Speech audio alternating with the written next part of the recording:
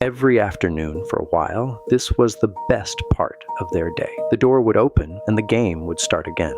And then, one ordinary day that nobody marked on a calendar, it just didn't.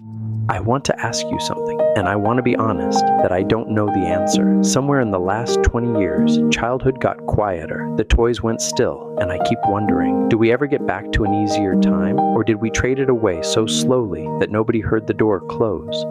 I pulled the science, and the dates, and the receipts. This is the story of the quietest trade we ever made. 3 things I wanted to understand. 1. When exactly did it happen? Because it wasn't a year, it was a slide. 2. What the toys were actually doing for that kid that the screen doesn't. And 3. The one I couldn't shake, whether any of it is reversible or whether an easier time is just a thing we say. Stay with me to the end for that one. I changed my mind while making this. Rewind. For most of a century, the technology of childhood ran on no batteries at all. Blocks, a doll, a train, a small brown bear, and a screen door that banged shut behind you on the way to the backyard. Open-ended. The kid supplied the world. That's the paradise people mean when they say an easier time. But let me be honest with you, before you can accuse me of dodging it. We had screens too. I did. Maybe you did. And the first one didn't show up in 2007. It showed up in a wood grain box in 1977. The Atari 2600. The machine that pulled the arcade into the living room. Then Mattel's Intellivision. Then the one a whole generation can still hear the startup of. The Nintendo, test marketed in New York in the fall of 1985. By the early 80s, a console already glowed in something like 1 in 6 American homes. So no, this was never screens versus no screens. The first domino fell 40 years ago, and nobody rang a bell then either. But watch the shape of that first trade, because the shape is the whole story. The Atari was a screen, and it was bounded. There was one television, and the family shared it. A cartridge held a handful of games, and when you'd beaten them, you got bored. And boredom walked you back out the screen door, to the bear, to the backyard. The console didn't replace the afternoon. It fit inside it.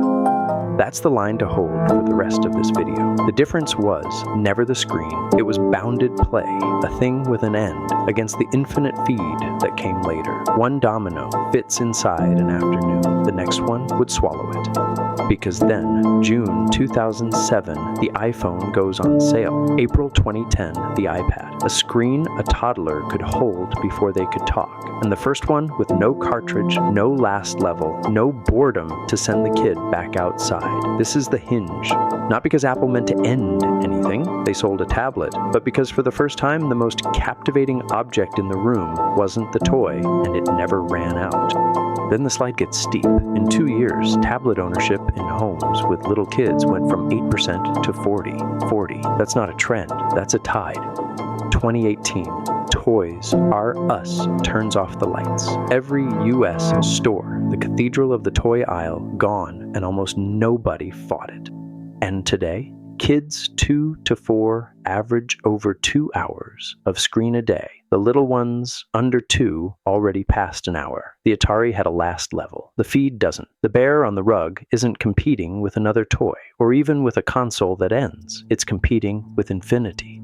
Now, if you're bracing for the part where I tell you screens are poison and we should all move to a cabin, I'm not going to do that. I just told you my own childhood had a Nintendo in it, because when I actually read the science, it told me something more uncomfortable than screens bad. It told me the thing we traded, the bounded afternoon, is real and harder to replace than a rectangle of glass. Picture the old game for a second. Bear is the captain. Bolt is the engine. A block is a mountain. The rug is an ocean that is also lava. Rules can change because the kid makes the rules. There's no windscreen. There's no next level served up the instant you're bored. There's just a kid building a world and then living in it. That sounds like nothing. Hold that thought, because a stack of pediatric research says it was quietly one of the most important things that kid did all day. Here's what the screen replaced. In 2018, the American Academy of Pediatrics published a clinical report with a line I haven't stopped thinking about. Play is not frivolous. They're words. They found that open-ended play builds executive function, the brain's ability to set a goal, hold it, and ignore distractions. The exact muscle the rug game trains and the scroll feed never asks for. They liked it so much they told pediatricians to literally write a prescription for play. And the pretend part, Bear being a captain who has feelings, who can be wrong. Researchers link that to symbolic thinking, to theory of mind, to counterfactual reasoning. Plain version. Imagining a teddy bear's inner life is how a kid practices imagining yours. That's not cute. That's the origin of empathy, rehearsed on a rug.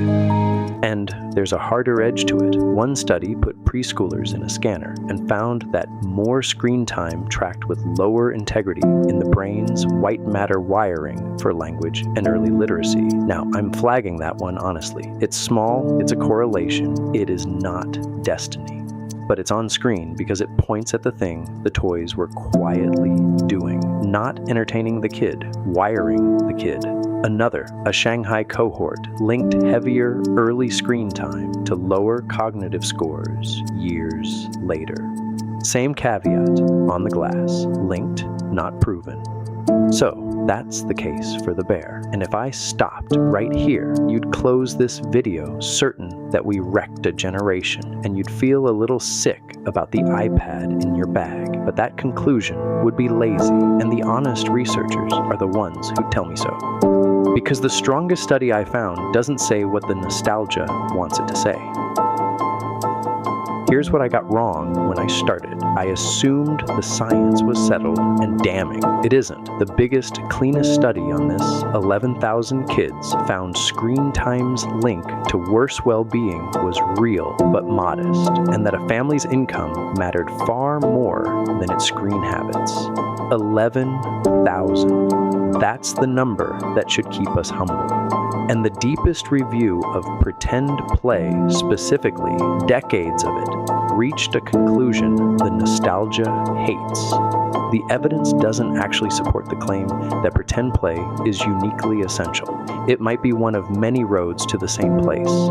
The bear may not be magic. The bear may just be one good road, and the screen may be a road that goes somewhere too, just somewhere else. So, the villain I came in looking for? There isn't one. Apple didn't steal childhood. No single parent failed. We each made 1,000 reasonable little trades. 5 quiet minutes, 1 calm dinner, 1 tired Tuesday, and the trades added up to a tide. That's the uncomfortable part, not that someone did this to us, that nobody had to. Which means the question I started with, do we get back to an easier time, was the wrong question. There's no back, that rug, that light, that specific afternoon, gone, the way every childhood is always already gone. The easier time was never a decade you could return to.